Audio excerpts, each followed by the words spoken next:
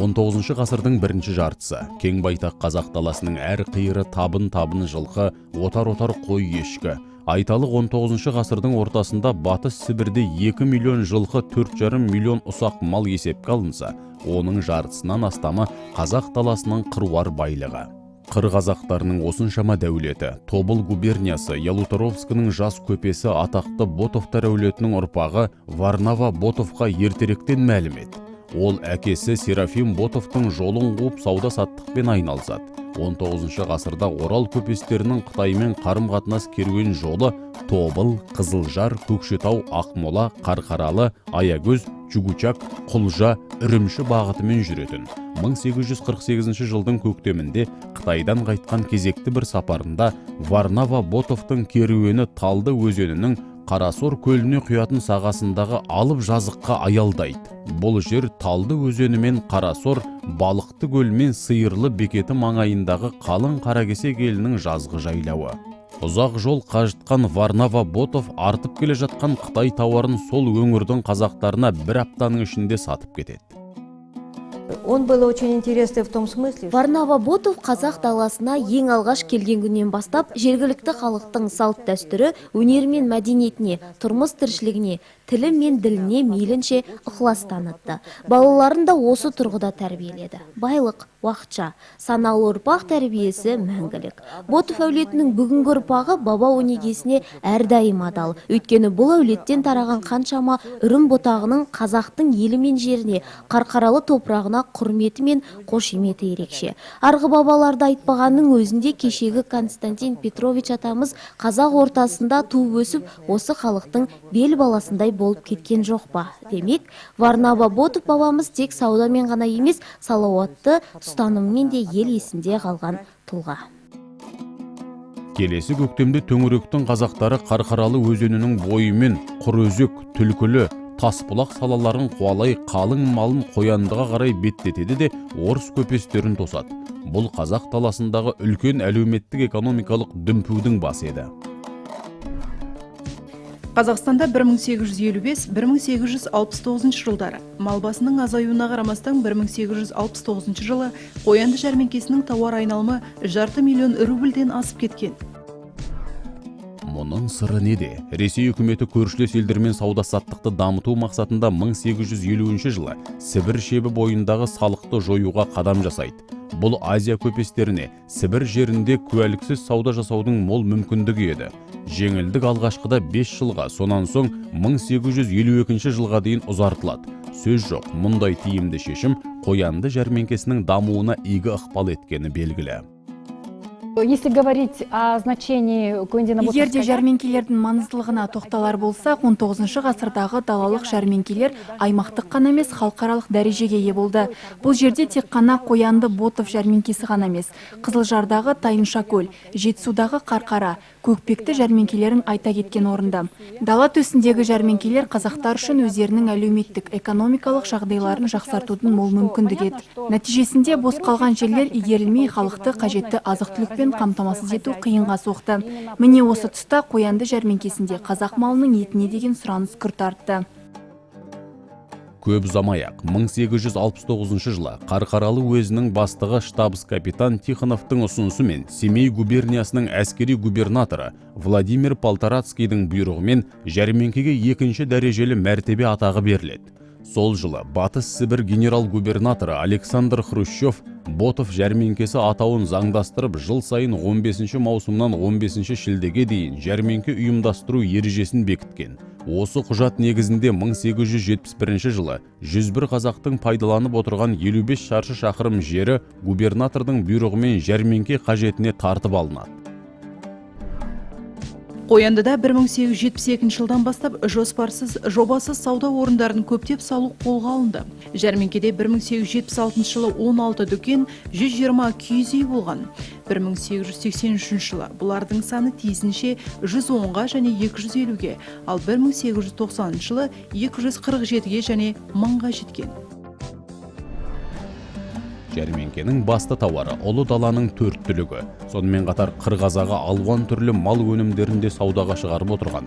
Мұндай тауардың өлшемі баспа-бас айырбас тәсілі. Әдетте ішкі Ресей зауыт фабриктерінің өнімі сапалы келетіні белгілі. Тиісінше сұраныс та жоғары. Алғашқыда қазақтар олардың қойған бағасын беріп жүре беретін. Көп жағдайда баға өлшемі тоқтының құнымен есептелді. Кейіннен ел ақсақалдарының ұйғарымымен 1 жылқы 3 сиыр, 10 қой, 2 түйе бағамына тоқталған. Бұл сауда өте қатты жүрген. Өте барлық ниеттерді салған осы саудаға. Сауданың уақыты, негізгі уақыт 2 ай. Мамыр менен маусым айы. Ал енді кей жылдары күн жылы болса, жағдайлар келсе, 3 ай 4 айға дейін созылып кеткен. Жәрмеңкеде почта бөлімшесі 1885 жылы ашылды. Ал телеграфтың іске қосылғаны 1889 жыл. Ақжол мен Қоянды ауылдарының ортасындағы мына телеграф жүйесінің соңғы бағаны сол кезеңнің бізге жеткен белгісі.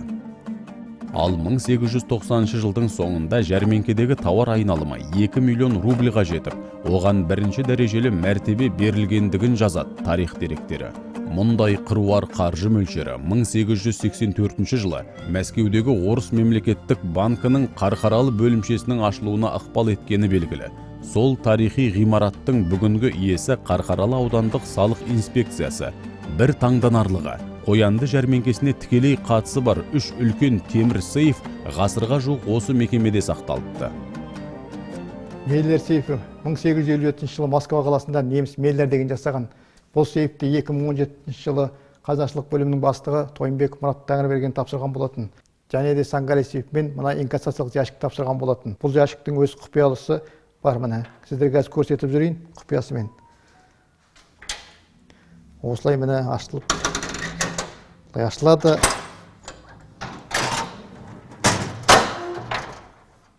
Осында міне ақша сақтап, құжаттардың бәрін осы Қарқаралыға Қоянды филиалындағы банктың филиалынан осы Қарқаралы банкіне әкеп тастаған болатын. Қарқаралы тарихи өлкетану музейіндегі құнды жәдігерлердің біреуі Сангале сейфі. Бұл сейф өзі 2 есіктен және 4 полкалы. Бұл сейфтерді парчик бойтын кезіндегі құнды қағаздар мен ақшалар сақталған болатын. Жәрмеңкенің архив суреттерінен ондаған шақырымға созылған сауда орындарының 4 қатарда алып жатқанына көз жеткіземіз. 1879 жылы саудагерлердің қаражатына салынған ағаш шіркеу де осы қатардың бойында. Одан әріректе Ресейдің ірі тауар өндірушілері мен әлемдік сауда нарығына танымалы орыс көпестерінің сауда орындары жайғасқан. Көршілес Ташкент қатарында қазақ, ортазиялық және Қытайдың саудагерлері. Мешіт үйі де сол маңда орналасыпты. Жәрмеңкеде 1900 жылы 30 дүкен, 276 балаған, 707 киіз үй саудагерлерге қызмет етті. Сауда нүктелері мен мал жайылымдық жердің жалпы аумағы 55 шаршы шақырым. Сол маңда жәрмеңке комитеті, мемлекеттік банк бөлімшесі, дәрігерлік, ветеринарлық пункттер қоныс тепкен. Бірнеше шақырымға созылған жәрмеңкенің сыртын ала, Талды өзенінің бойында ұсақ саудагерлер мен қолөнершілердің балшықтан соғылған баспаналары. 1902 жылы Қоянды жәрмеңкесінің басқару ережесі бекітіледі. Жәрмеңке комитетінің төрағасы уезд бастығы. Комитет құрамына инспектор, дәрігер, мал дәрігері және 6 көпес енген. Солардың сапында жәрмеңке орналасқан 55 шаршы шақырым Ақсары болысы өкілінің қатысуы міндетті саналған. Ақсары болысының сол кезеңдегі 1884-тен 1907 жылдар аралығында болыс болған Мыңғырбай Байдәулетов деген азамат, қазақтың байы. Енді осы кісі Мыңғырбай Байдәулетов сол кезеңдегі барлық деректерде де, архив деректерінде де кездеседі. Ол кісі сол жердің коменданты, старшинасы болған екен. Мыңғырбай Байдәулетовке қандай міндеттер атқарған старшина ретінде? Ол келетін халықтың айдап әкелген малдарын сақтап, аман сақтау, және халықты ауыз сумен қамтамасыз ету, мынау сауда лавкалар дейміз, сауда орындарын дұрыс тәртіппен орналастыруы, осының бәріне Мыңғырбай Байдәулетов негізінен көп әсер еткен екен. Сөз жоқ, жәрмеңкенің Ресей империясы қорғаныс қауіпсіздігіне де ықпалы болғаны анық. Мәселен, Орыс-Жапон соғысы қарсаңында Кронштадттан контр-адмирал Александр Пель арнайы келіп, әскери флоттың азық-түлік қорына ондаған мың бас қой сатып алып отырған. Ал инфантерия генералы Леневич орыстың атты әскеріне таңдап әкеткен жылқы саны бірнеше мыңнан асады. Сондай-ақ 1897 жылы жәрмеңкеден 900 пұт жылқының құйрық жалын Америкаға аттандырғанын жазады архив құжаттары. Қоянды жәрмеңкесінде төрт түліктің ішінен ерекше сұранысқа ие болғаны қой малы. Оған дәлел ретінде мына деректерге көз жүгіртсек жеткілікті. Жәрмеңкеге шығарылған қой саны 1880 жылы 256 мың бас, 1881 жылы 198.261 бас, 1885 жылы 300 мың бас, 1887 жылы 350 мың басқа жеткен. Сол заманғы халықтың санымен бағамдап көрсек, бұл өте жоғары көрсеткіш. Мұның сыртында орыстың бірінші гильдиялы атақты көпестері табысты өндіріс орындарының қожалары Варнава Ботов, Игнатий Колосов, Владимир Жиряков және Дмитрий Скажутиндер жыл сайын арқаның атақты байларынан қыруар мал басын сатып алып отырған. Олар алыс жерден келеді. Әр қайсысы 50 мыңнан қой сатып алып тұрыпты. 1879 жылдан 91 жылға дейінгі аралықта жылда келіп 50 мың, 60 мың қой сатып алады. 5 мың, 6 мың сиыр сатып алады. Тірідей сатып алады. Соны олар мына Томск арқылы орыстың ішкі жағына жібереді екен. Ол уақытта жәрмеңкедегі бір қойдың құны 2 рубль, ал жетісу қойы 2 сом 20 тиыннан бағаланған. Сондай-ақ Қояндыдағы ең өтімді тауарлардың бірі қойдың жабағы жүні болыпты. Бір айта кетерлігі жергілікті ер азаматтар жазғытұрым қой қырқу науқанына ертерек қамданған. Сонымен қатар саудагеріңізге ең қажетті зат бау шу, арқан жіп сияқты ұсақ түйектерді төңіректегі ауыл жұрты алдын ала жәрмеңкеге дайындап отырған. Былайша айтқанда Қояндыда тек тірі мал басы ғана емес, жалпы мал өнімдері толықтай пайда түсірген ғой. Ал 6 қанат ақ ордаларын, қос қанат жаппаларын жалға беріп, саудагерлерге қызмет көрсету ісінің көрігін қыздырғандар әрекеті өз алдына бір төбе. В 1882 году 1882 жылы Батыс Сібір мен Қазақстаннан келетін етке сұраныс Москва мен Санкт-Петербургте 11%-дан 34%-ға бірақ өскен. Бұл сұраныс пен ұсыныстың ара жігін айқындаса керек. Дәл осы тұста қазақ кәсіпкерлері Қоянды жәрмеңкесіне мал мен мал өнімдерін үсті-үстіне әкеледі. Шұрайлы қазақ даласында өскен мал етіне сұраныс көптеген алдыңғы қатарлы Европа елдерінің нарығын жаулай бастайды. Мал етімен қатар жүн, тері, киіз тәрізді мал өнімдеріне де қызығушылық артқан. Сонымен қатар жәрмеңкеде халықты егу мен емдеу жұмыстары жоғары деңгейге қойылыпты. Миллиондаған қаржыны айналымға түсіру үшін ондаған мың адам 100 мыңдаған мал басын жәрмеңкеге алып шығатыны белгілі. Сондықтан ат шаптырым аумақты ұстап тұруға, бүгінгі тілмен айтсақ, сервистік қызметке жыл сайын жәрмеңке бюджетінен арнайы қаржы бөлініп отырған. Мәселен, 1891 жылғы жәрмеңкенің шығынына қатысты мынадай деректер сақталыпты. Жәрмеңкеде 25 атты полицейді қамтамасыз ету үшін 375 рубль, жәрмеңке әкімшілігіне, полицейлерге, уақытша пошта телеграфқа қажетті 25 киіз үйді жалдауға 222 рубль, кеңсенің басқа да шығындар мен хат жазушыға 50 рубль, ат іздеушілерге 100 рубль төленген. Мұналарда бір тиын бөлмеген, бір тиын адам өзінің пайдасын шешпеген, тиынға дейін есептеген. Міне бұлай дейді мінекей. Мына арада Семей облысының әскери генерал-губернаторы облыстық басқармасына 1891 жыл 6 наурыз. Семей облыстық басқармасының журналында мынадай тізімдер көрсетілген баянат жатыр. Қарқаралы уезінің басшысы Ботов жәрмеңкесінде алдағы жылы мал саудасынан түсетін табыс пен шығындардың сомасына табысты 1732 рубль 28 тиынға жоспарлаған. Жәрмеңкенің мол тарихи жәдігерін жинақтауда белгілі этнограф, ғалым, саяхатшы, фотограф Дудиннің еңбегі айрықша. Ол 1899 жылы Қояндыда болып, жәрмеңкеден жүздеген фото мұра қалдырған тұлға. Сол суреттердің ішінен мына кадр ерекшелігімен тәнті еткен. Ал анығында бұл галантерия, парфюмерия сатумен айналысқан орыс көпесі Федот Афониннің дүкені. Оның Семейде ашқан дүкен ғимараттары әлде бар. Сондай-ақ мына суреттегі жәрмеңкеде дайындалған кәдеси көпес ұрпақтарының бірінде сақтаулы тұр. Дудиннің бізге қалдырған тағы бір асыл қазынасы Талды өзенінің сол жағалауында орналасқан Құсбек төре кесенесінің 1899 жылғы фотосуреті. Жәрмеңкеде қыр билерінің съезі өтіп, әртүрлі әлеуметтік құқықтық түйткілдер өз шешімін тауып отырған. Мәселен, 1905 жылы 25 маусымда Қоянды жәрмеңкесінде қазақ зиялылары Әлихан Бөкейхан, Жақып Ақбай, Ахмет Байтұрсынұлы, Міржақып Дулатұлы басшылығымен патша өкіметіне саяси қарсылық ретінде 14 000 адам қол қойған атақты Қарқаралы петициясы жазылды. Манифестің негізгі құзырқат дейді, негізгі талабы бүгінгі Қазақстанның стратегиялық дамуының талаптарына өте келіп тұр. Соның ең бастысы бұл жер мәселесі. Жердің астындағы үстіндегі байлығы қазақ халқына тек айтылады. Ол сатылуға болмайды дейді. Ол тек қазақ қана пайдалану керек дейді. Ол кезде 1905 жылы ондай талапты қою қазір 21 ғасырдың бірінші ширегінде қойылып отырған талаппен үндесіп жатыр. Бұл үлкен ерлік еді. Осы жұмыста белсенділігімен көзге түскен тағы бір алаш ардақтысы Темірғали Нұрекенов 47 тармақтан тұратын петицияның бір нұсқасын орыс тіліне аударып, ішкі істер министрінің атына жіберген. 6 миллион қазақтың саяси санасының оянғанын білдіретін бұл петиция осылайша тарих жылнамасында қалды. Сонан кейін сайлау мәселесі. Міне сайлау мәселесі бүгінгі күнге дейін бізде үлкен проблема.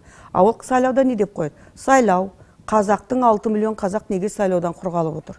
Сонда 6 миллион деген деректің өзі бізді ойландырады. Сонда біз 20 ғасырдың басында 6 миллион болсақ, кешегі совет дәуірінде біз қанша? 2,5 миллионнан 3 миллиондан аштығымен, қудалаумен айырылып, біздің санымыз бүгінгі ел 17 мыңға жетіп отырмыз. Міне сондықтан да менің ойымша Қоянды жәрмеңкесіндегі Қарқаралы петициясының тарихи маңызы еш уақытта жойылмайды. 1925 жылы Семей облыстық Степная Правда газеті Қоянды жәрмеңкесі үшін арнайы ярмарочный вестник қосымшасын шығаруды қолға алады. Жарнамалық үнғағаз Семей баспаханасында басылып Қояндыға жеткізіліп отырған. Басылым таралымы бар жоғы 100 дана. Сондықтан шығарушы Николай Анов басылымның ауызша нұсқасын дайындайды. Қазақша мәтінді жергілікті радио торабы арқылы жыр жолдарымен құлағдар ету суырып салма ақын Иса Байзақовқа жүктеліпті. Кейіннен бұл жазбаларын Николай Анов ән қанатында романында тереңірек суреттейді. Ал араға 40 жыл салып, 1966 жылы белгілі режиссер Әзірбайжан Мәмбетов Анов романының желісімен ән қанатында атты көркем фильм түсіргені белгілі. Осылайша бір ғасыр бұрын Қоянды жәрмеңкесінде ярмарочный листок басылымының жарық көруі ұлтымыздың руханият әлемінің жаңғыруына ерекше ықпал еткен еді.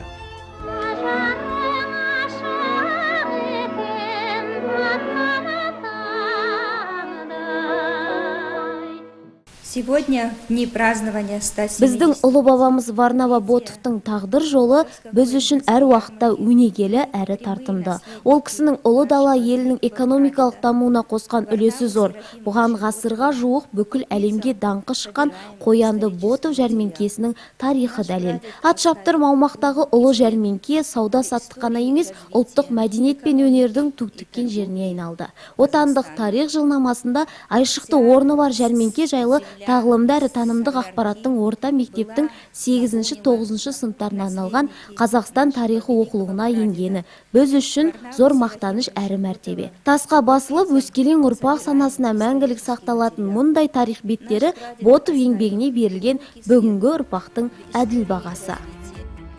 Қоянды жәрмеңкесі кезінде ел экономикасының өркендеуіне өзіндік үлес қосқан ірі сауда орталығы ғана емес, сонымен бірге қалың қазақтың ұлттық өнерінің базарлы ордасына айналған киелі мекен.